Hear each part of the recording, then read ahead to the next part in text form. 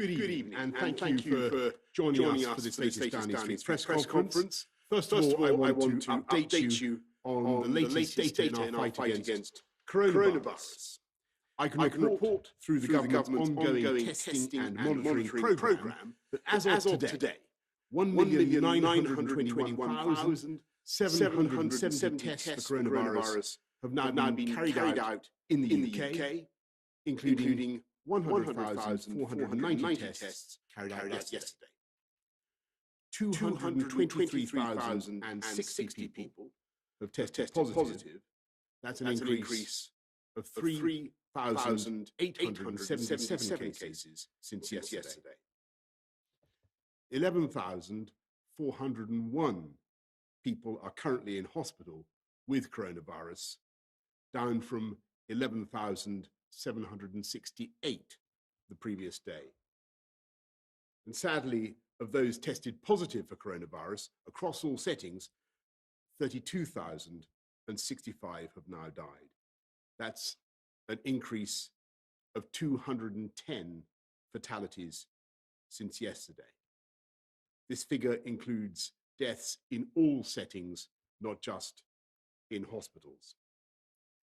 Before we begin questions from the public and from the media, I just want to remind people of a number of important things I said in my address to the nation last night. And can we have the first slide, please? First, in order to monitor our progress, we are establishing a new COVID alert level system. The COVID alert level has 5 levels, each relating to the level of threat posed by the virus. The level will be primarily determined by the R value and the number of coronavirus cases. In turn, that COVID alert level will determine the level of social distancing measures in place. And the lower the level, the fewer the measures, the higher the level, the stricter the measures.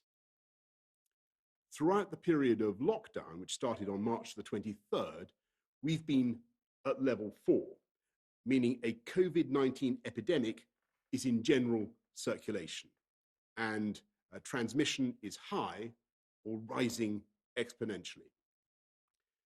Thanks to the hard work, sacrifices of the British people in this lockdown, we've helped to bring the R level down and the number of infections down, and we're now in a position to begin moving to level 3 in steps. Next slide, please. And we've set out the first 3 steps we will take carefully to modify the measures, gradually ease the lockdown, and begin to allow people to return to their way of life. But crucially, while avoiding what would be a disastrous second peak that overwhelms the NHS. After each step, we will closely monitor the impact of that step on the R and the number of infections and all the available data, and we'll only take the next step when we are satisfied that it is safe to do so. So step 1, from this week, those who cannot work from home should now speak to their employer about going back to work. You can now spend time outdoors and exercise as often as you like. You can meet one person outside of your household, outdoors, provided you stay 2 meters apart. The social distancing measures remain absolutely crucial to us keeping the infection rate and the number of cases down as low as we possibly can. So step 2, from June the 1st at the earliest, we aim, as long as the data allows it, we aim for primary schools to reopen for some pupils in smaller class sizes, non-essential retail to start to reopen when and where it's safe to do so, cultural and sporting events to take place behind closed doors without crowds, and then step 3, no later than July the 4th, and again, only if the data says it is safe. We aim to allow more businesses and premises to open, including potentially those offering personal care, such as leisure facilities, public places, and places of worship. Many of these businesses will need to operate in new ways to ensure they are safe, and we will work with these sectors on how to do this. So, given we've taken the first step in carefully adjusting some of the measures today, and therefore our advice to people what to do, we've also updated our messaging. We're now asking people to stay alert, control the virus, and save lives. And yes, staying alert for the vast majority of people still means staying at home as much as possible. But there are a range of other actions we're advising people to take as we modify our measures. People should stay alert by working from home if you can, limiting contact with other people, keeping distance if you go out, 2 meters apart where possible, washing your hands regularly, wearing a face covering when you're in enclosed spaces and where it's difficult to be socially distant, for example, in some shops or on public transport. And if you or anyone in your household has symptoms, repeat, you all need to self-isolate. Because if everyone stays alert and follows the rules, we can control coronavirus by keeping the R down and reducing the number of infections. And this is how we can continue to save lives and livelihoods as we begin, as a nation, to recover from coronavirus. And I'm now going to go to questions from the public and the media, and I don't think either CSO or CMA are going to say anything at this stage. We're going to go straight to questions, and we're beginning with Scott, who has a question from Devon. Can we see friends and family at the park if we practice social distance rules? What if they're already at the park when we get there? Should we leave, or can we stay and talk if we keep to the social distance rules? Thank you. Well, thank you very much, Scott. What we're saying, and I'll ask Chris and Patrick to comment. What we're saying is that you can go to the park to exercise on your own, certainly in an unlimited way. You can go with members of your own household. But if you want to meet somebody from outside your household, it's got to be you and that other person, just as a pair, and you should observe social distancing while you're there. And so it should be basically a one-on-one thing, but with social distancing. So keeping 2 meters apart and obeying the rules. But Chris. I mean, just to reiterate what the Prime Minister has said, really what we're trying to do is to take very small steps which allow us to be sure that we're not going to end up with an increase in transmission again. And these are the first steps which allow much more exercise and activities outdoors. And this is for 2 reasons, or 3 reasons additionally. The first one is that it is very important for people to take exercise whenever they can. That's very good for health, generally also good for mental health as well. And the second is, we recognise we're going to have to do changes for a long period of time, and making things sustainable is extremely important. And the third reason is that the scientists on the SAGE group looked at this and are confident that the risks of transmission outdoors are much lower than the risks of transmission indoors, but they are not zero. So we therefore want to take these modest steps, 1 stage at a time, and that's why the ministers and the government have decided to make this small change. It's an important change, but does not lead to people meeting with multiple people outside their household at once. Yes, so Chris, just to get to exactly what Scott was asking, I think what he was saying was, can we go and meet lots of members of our family in the park if each member is individually spaced 2 meters apart? And our answer to that at the moment is that's pushing it too far. Correct. So you can meet other people in the park, but it should be one other person from another household and observing social distancing. Patrick, is there anything you want to? No, that's exactly right. And it's important that we take these very small steps, because that's the way we're going to know what the effect is. We can monitor it. We can see what effect that's having on the R and on the numbers. And only by knowing that that's a small difference can we then move to the next steps. So doing this step by step, monitoring carefully, measuring is a crucial part of how we take this forward. And it's vital to repeat what we were saying earlier with the COVID alert level system. If we think that the alert level is in danger of going up again, then that's going to mean that we cannot proceed with the steps that we've outlined in our roadmap. We'll be forced to be frank with everybody and hold off, and we won't be able to deliver stages 2 and 3 in the steps 2 and 3 at the pace that they're currently set out to do. Let's go to Simon in Essex. Where schools have remained accessible to children of key workers, are they now expected to allow children to return where their parents are from industries that are being actively encouraged to return to work, such as construction, manufacturing, etc.?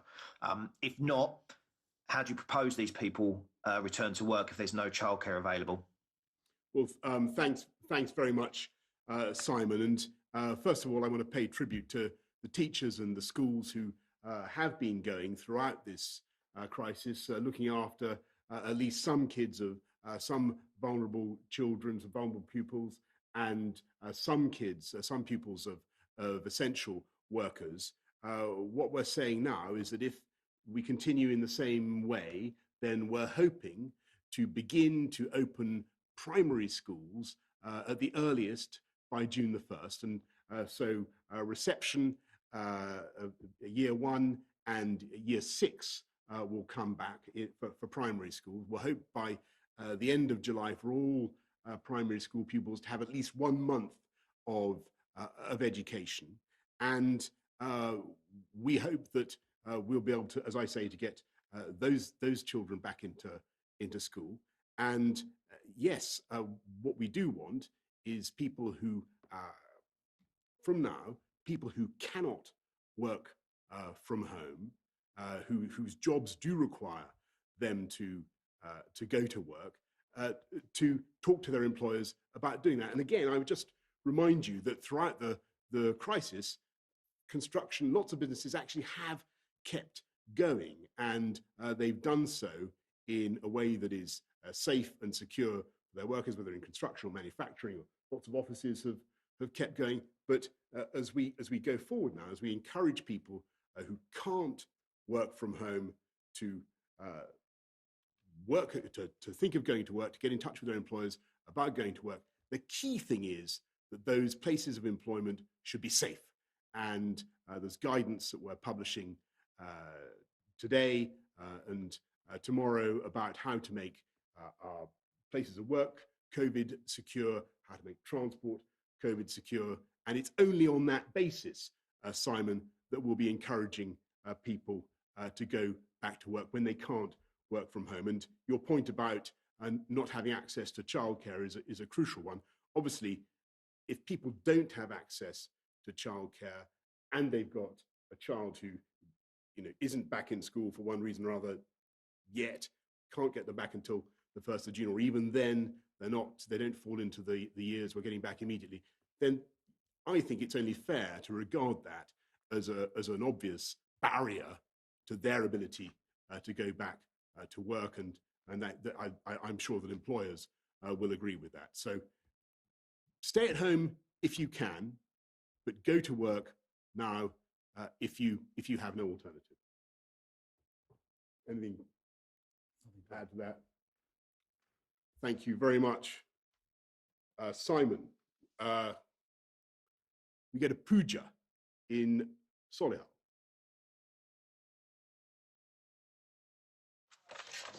Good afternoon. Yesterday you left the nation with more questions than answers. When lockdown initially started, you were very specific about what needed to shut down and when. Why have you been so vague with who can start back at work and which businesses can reopen this week? When will the British public receive further clarity on this? Well, thank you very much, Pooja. And I think that the frank answer to your excellent question is that, and I think everybody gets this, we've had to make a big change in our lives over the last couple of months, and everybody's got the clarity of the message. What we said is basically stay at home. And the British public heard that message loud and clear. And in the UK, people have stayed at home overwhelmingly. And that's been a good thing in terms of delivering our ability to combat the disease and to get the rate of transmission down. But it's obviously a very simple message. It couldn't be starker. Stay at home. Now, it's when you come to take small steps back to normality, as we are now, that clearly the message becomes finer, more complicated. And I hope, Pooja, that when you listen to what we're saying tonight, you do get what we're saying. We're saying that if you can't work from home, you should talk to your employer about getting back to work. We've mentioned various sectors, construction, manufacturing, and others, scientific research and others, where people can't work from home. And we're insisting that it's got to be safe at work and safe to get there. And then we're also making some changes this week about exercise. Other than that, Pooja, things are pretty much as they have been, and they will be until we start to make further progress, driving down that R and getting to steps 2 and 3 that I outlined earlier. But as Patrick says, all this is totally conditional. All that future progress is conditional on our collective effort to continue to beat the disease and drive down the R. Anything, Chris? Well, I think just to add that when the regulations were first introduced, essentially they would firms and companies were divided into things that were essential, should keep operating. So things like pharmacies, things like supermarkets, things that definitely should not, very explicitly, and then some between where it was dependent on whether they could be made safe for work. And that remains the case today. But what is changing is the sense of emphasis. But those 3 groups remain the same groups: essential things which are open, things that should stay shut, and then things where, if they can be adapted, there may be possibilities to open things up. That's exactly right. And Pooja, I want to stress that I don't think any of us expect that tomorrow or for the rest of this week, there's going to be a sudden big flood of people back to work. But I think a lot of people will now start to think whether they fall into that category, whether maybe they could think about going back to work, whether it's time to ring up their employer to check about the arrangements and so on. So we're taking baby steps, if you like, and we think that's the right way to do it. Where we have some leeway. Now, the British public have worked. We've all worked together to drive the R down. We've made huge progress in combating the disease. So, now is the moment. It makes sense for us all as a country. Now is the moment to use that progress and to allow us to go back to work where we can, where that's feasible, and to do it, provided we can do it in a safe way. We're going to go now to members of the media, and first we have Laura Koonsberg of the BBC. Thank you very much, Prime Minister. As we just heard from Pooja, a lot of people felt your speech last night raised as many questions as it gave answers. There are, Prime Minister, different instructions for people in different parts of the UK. You can see your colleagues if you go to work, but grandparents can't look after their children. Many employers say they're just not ready to have people back to work yet. So what do you say to millions of people watching right now who may well be a bit perplexed by what you're actually trying to say and what they are meant to do. And if I could ask Professor Whitty and Sir Patrick Vallance if they approved the change from a stay at home to stay alert message. Thank you. Well, Laura, I think Pooja really rather brilliantly anticipated your question, if I may say so. And she, you know, that the answer is that, and I get where you're coming from. Yes, of course, the message that we were giving out initially was incredibly clear and incredibly stark, and the UK population actually obeyed it more thoroughly, perhaps than many other populations around the world. We really did stay at home. And as I say, we've now made so much progress in combating the disease and pushing the R down that we need to make progress, if we possibly can, in relaxing some of the measures very, very cautiously. And the way we're going to do it in this initial phase is to re-emphasize what we said before, which was that if you can't work from home, then you should now think about going to work, provided you do it, provided your workplace is COVID secure, and provided you can travel safely to work as well. And we're obviously, when it comes to transport, keen that there isn't a huge crush on public transport. It simply won't have the capacity, because we've got to maintain social distancing measures on public transport. That will greatly reduce the capacity if everybody has to be 2 meters apart on our public transport. That doesn't mean public transport can't operate. We want to be running more capacity, more tubes, more trains if we possibly can.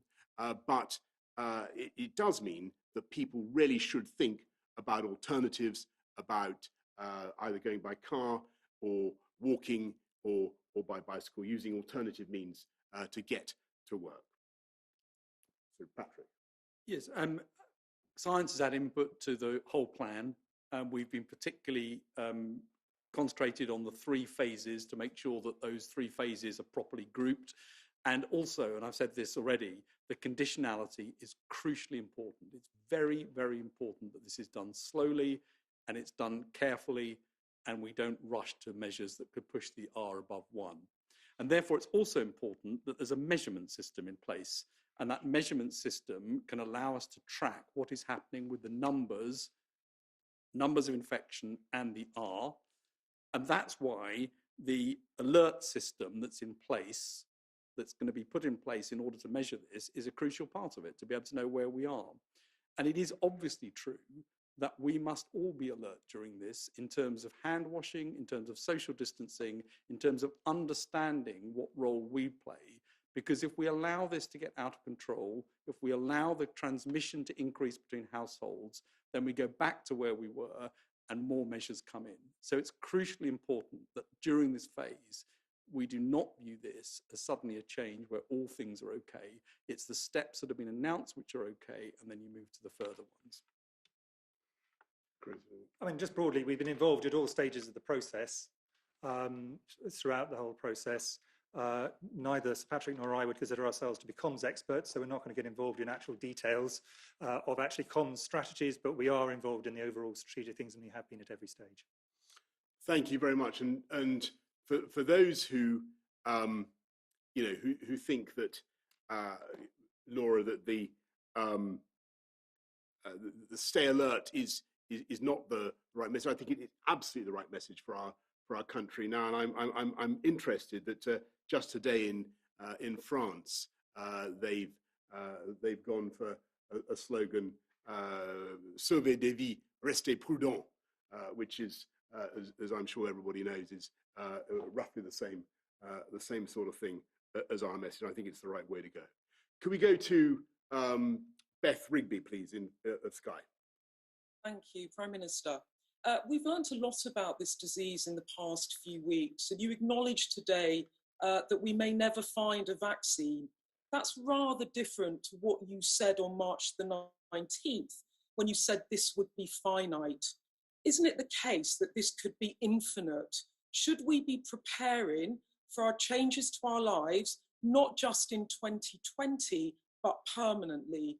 And Sir Patrick, if I may, you've now tested 1.4 million people for coronavirus. Nearly 250,000 people have tested positive. That's about 15% of those tested. Do you now have some idea about what the level of infection is across the UK? Thank you. Well, Beth, I mean, two very good questions. And of course, I hope that we will achieve a virus. And actually, I'm hearing some very encouraging things from what's going on at Oxford. Achieve a vaccine and develop a vaccine that can defeat the virus. And I'm hearing all sorts of positive noises. But you're perfectly right, Beth, to point out that this is by no means guaranteed. I'm going to hand over to Patrick and Chris in a minute because they know a huge amount about vaccines. I believe I'm right in saying that even after 18 years, we still don't have a vaccine for SARS. What I can tell you, and what I'm sure you've heard many times, is that the UK is in the forefront of concerting international activity to try to deliver a vaccine. If I look back at what's happened in the last 2 months, I think for a lot of the time, you saw countries really going out on their own, doing things individually. We want, as the UK, to be bringing countries together as far as we can for this next phase, to be developing vaccines together, to be developing strategies together. And we're putting huge sums now into finding that vaccine, and we'll work with partners across the world. But yes, Beth, if you ask me, am I absolutely certain that we won't be living with this for a long time to come? I can't say that. It may be that we have to become ever more flexible, ever more agile, ever smarter in the way that we tackle not just this infection, but potentially future infections as well. But I'd hand over to Patrick and Chris. On the vaccine, I think you can never guarantee that you're going to get a vaccine. It's a tough thing to do. I will say there's been great progress made, though. There is a number of vaccine programs around the world which are progressing. There are a number in the clinic now. So far, so good. And so I think the chances are a bit higher than they were that you get a vaccine, but you never know until you've got one. In terms of other options, though, there are therapeutics and drug development programs that are underway. I'd be surprised if we didn't end up with something. That you're going to end up with a therapeutic or a vaccine, or potentially both, but you can't guarantee that you're going to get a vaccine. That would be my message. And I think it's very encouraging, the huge amount of effort that's going in the UK and around the world on that. In terms of the question about the numbers of people, the ONS study, which is an ongoing study trying to measure the number of people in the population with infection, suggests at the moment that the number might be somewhere around 130,000 people, quite wide intervals around that. So it's not a precise number. It could be lower, it could be 65 or 70,000, it could be higher, up to 250, but 136,000 is the central estimate for that. And then on top of that, if you look at some of the serology coming back, so the antibody tests, and these are now all a bit out of date because the way they get tested is, we've got some data from a couple of weeks ago, and if you think about it, those people would have had an infection 3 weeks before that, so you're looking back in time. There, it looks like in London, it might be from that time, maybe 10% people positive for antibody, suggesting that's the sort of range of infection. And across the country, different levels in different places, but on average, somewhere around 4%, something like that. So those numbers will get updated as we get more information, and the ONS study will continue to give information, but it suggests it's that sort of magnitude at the moment. Around 130,000 or so people may currently have infection, and because the R is less than 1, that should be coming down, and the halving time may be something like 2 weeks at the moment. And before that, we had a doubling time of about 4 days. We had a doubling time of between 3 and 4 days, and that again emphasises the importance. If you take the brakes off too fast in the wrong way, you accelerate fast out of this, and that's what we've got to avoid. Chris, sorry. I mean, just one additional thing to say, which is, if you look back 100 years, infectious diseases was still very dominant, and if you went back further, the dominant thing in medicine. We humans have proved remarkably successful at tackling almost all major infections that we've had by some means or another, sometimes vaccines, sometimes drugs, sometimes public health measures. I'm very confident we will find a solution to this, this latest threat, and the but of this is it will take time. Science takes time, and therefore we have to take a careful stance at the moment because we cannot guarantee when we're going to find those solutions. Thanks very much. Can we go to Alex in the, thanks Beth, can we go to Alex in the Lake District?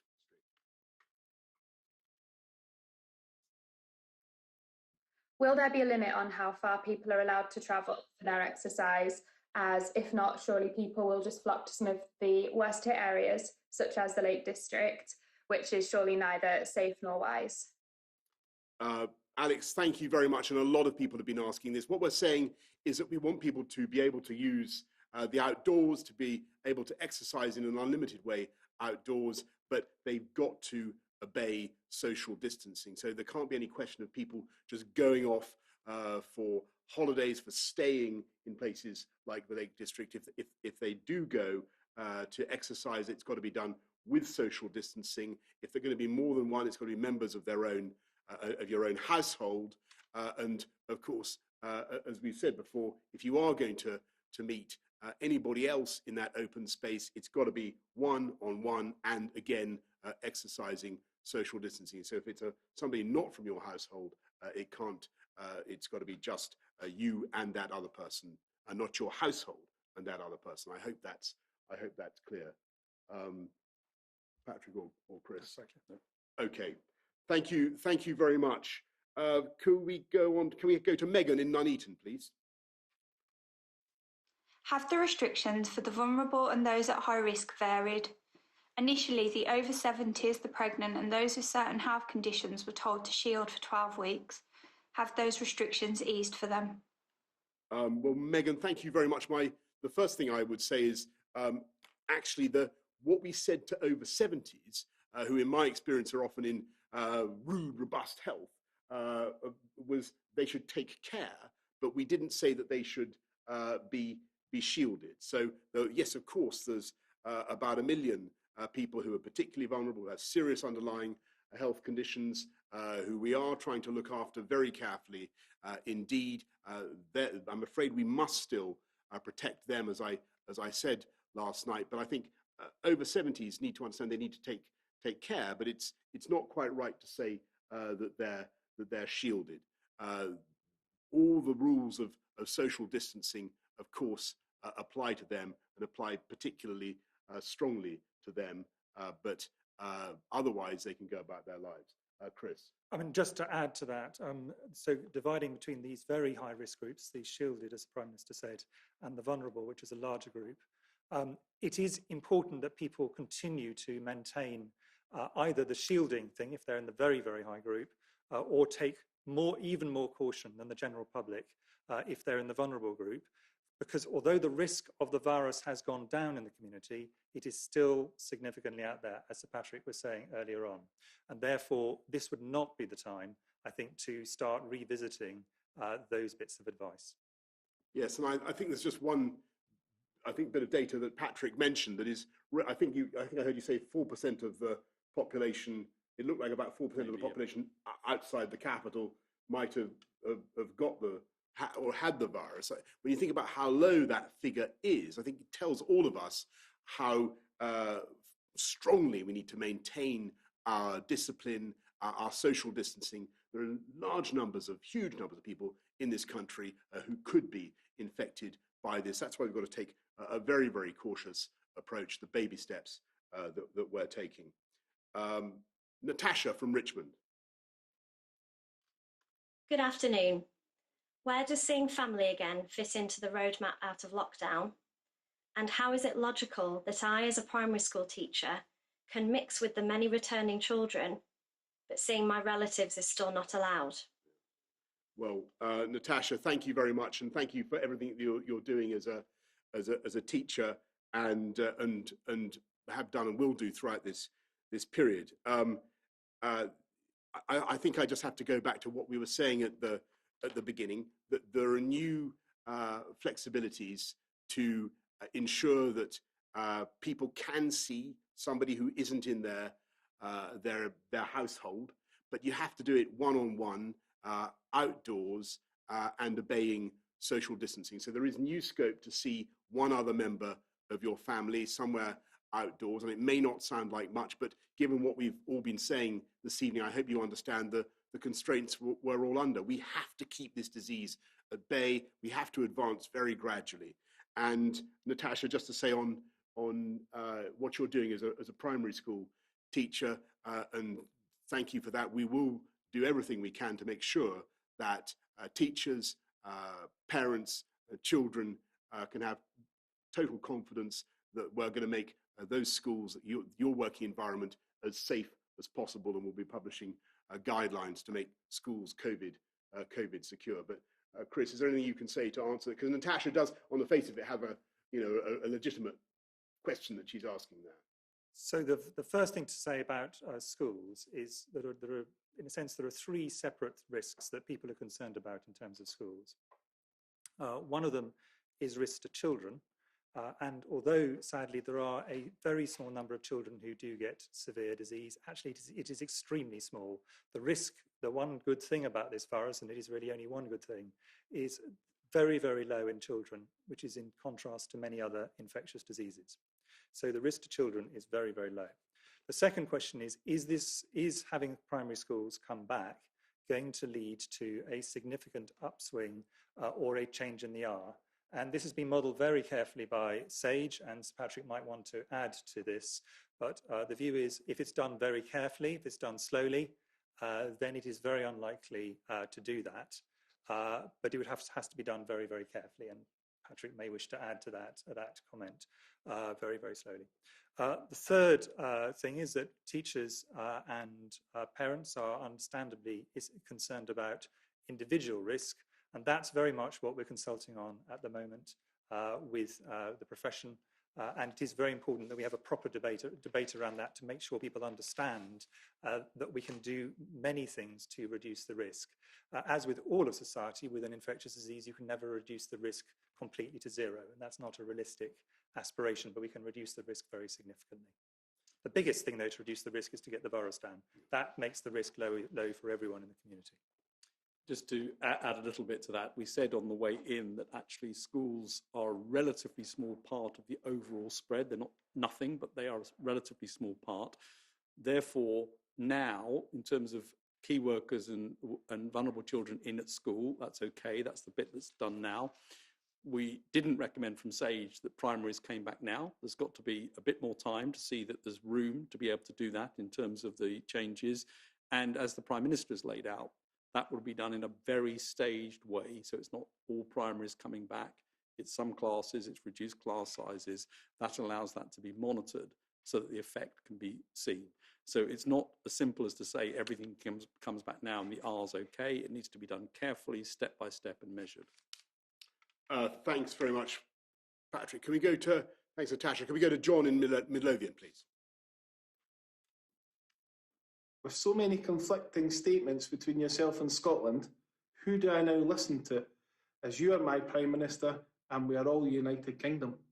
Well, John, thank you very much. And let's be absolutely clear that what I've said just now is that we have a situation in the UK where the disease, the epidemic is at different stages in different places. And it's entirely right that different devolved administrations are taking slightly different approaches to deal with the epidemic in their nation, and we respect that and support that.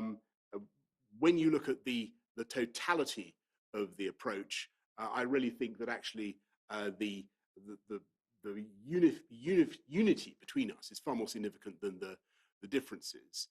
And I can tell you that every member of COBRA that was there yesterday, everybody from all four nations was absolutely determined to have a UK-wide solution to this, and I've no doubt that we will achieve that. But you've got to respect local issues, local flare-ups, local problems, and part of the solution is going to be, as we go forward, we will be responding, John, with local responses. So if there's a flare-up in a particular part of the country, in a town or in a village, which we detect with our COVID alert system, then we will be firefighting, doing whack-a-mole to deal with that issue as it arises. So having a local, regional, national approach makes sense,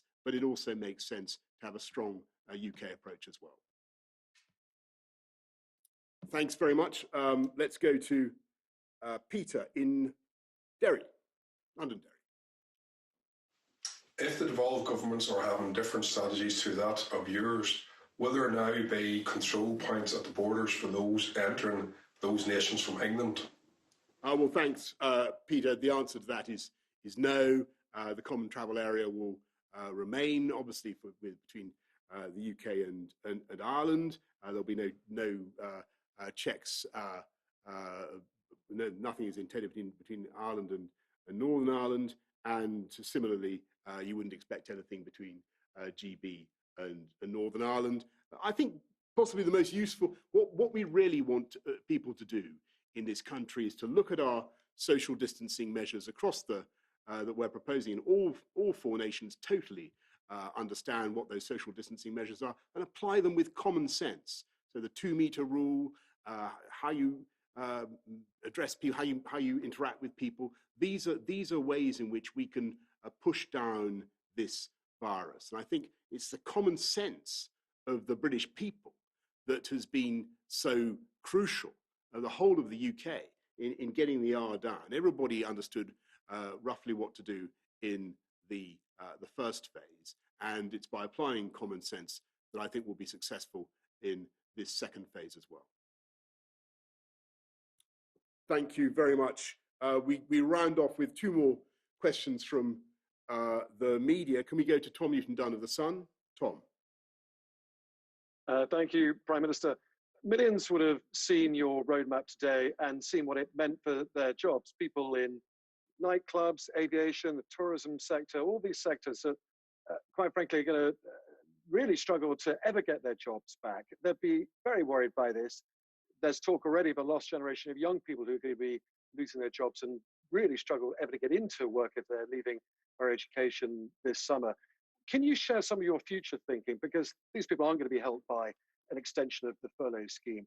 Is it time now to start talking about a jobs guarantee scheme or a national retraining scheme?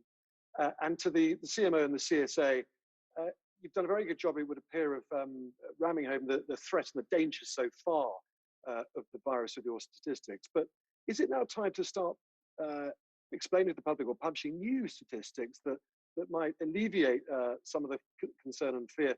For example, the recovery rate. We're one of the few countries in the world that don't seem to publish the amount of people who are recovering on a day-by-day basis. Would you start looking at that?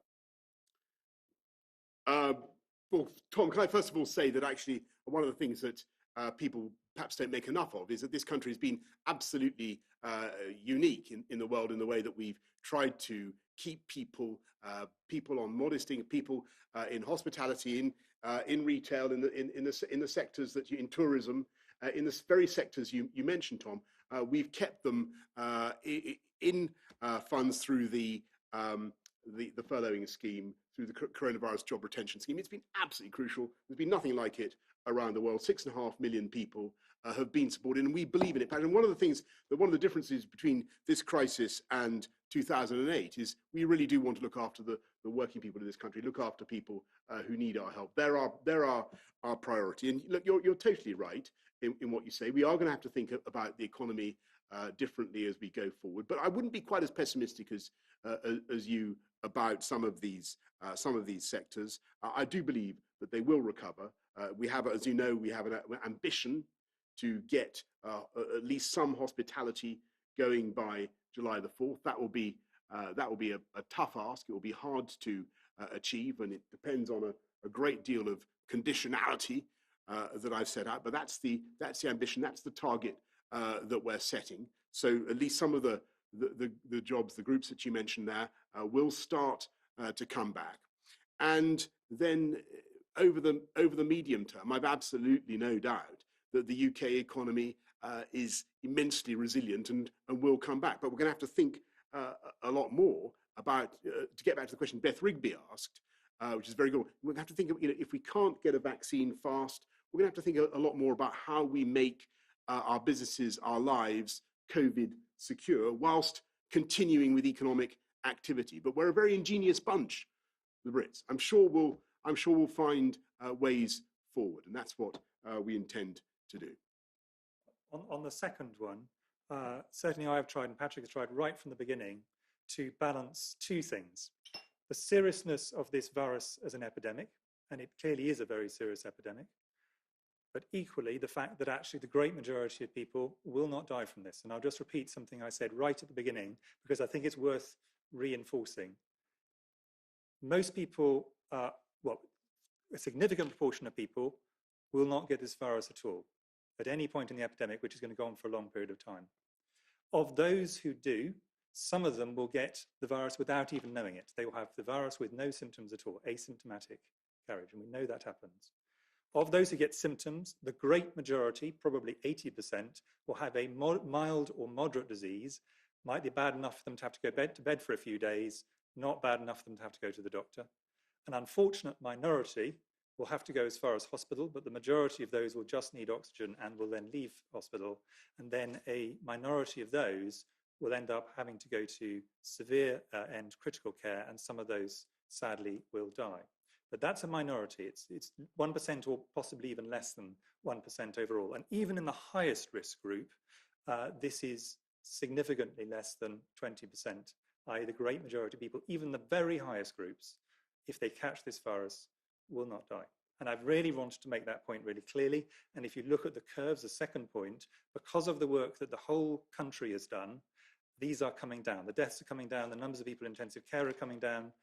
Deaths in care homes are coming down. These are all very positive things. So absolutely want to reinforce that sense of perspective.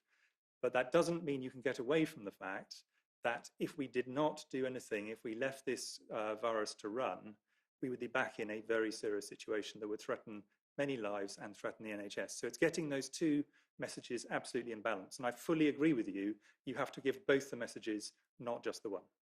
And yes, we need to get as much information out as we can. And so the more information we've got that we can get out, the better, so people can understand where we are. Thanks very much, Chris and Patrick, and thank you, Tom. So you want to come back? Yeah, yes, please. Just very quickly then, is it a time to then start publishing daily recovery rates? Do you know, for example, now how many people in the country have recovered from the virus and are now perfectly healthy again, such as the Prime Minister, for example? Well, we have data. Obviously, you don't know everybody for the reasons Chris has said, because a large number of people have been asymptomatic or haven't gone to the doctor. But we do have recovery rates. They are available, and I see absolutely no reason why they shouldn't be made available. Yes, we certainly have hospital recovery rates. So we have, in a sense, what we have, and this is where I wouldn't want people to overread them, but it's important. They're perfectly open data. Actually, it's perfectly possible to get hold of them if people want. Is we have data on the people who got as far as hospital. How many of those left hospital? But of course, they're at the very severe end of the spectrum.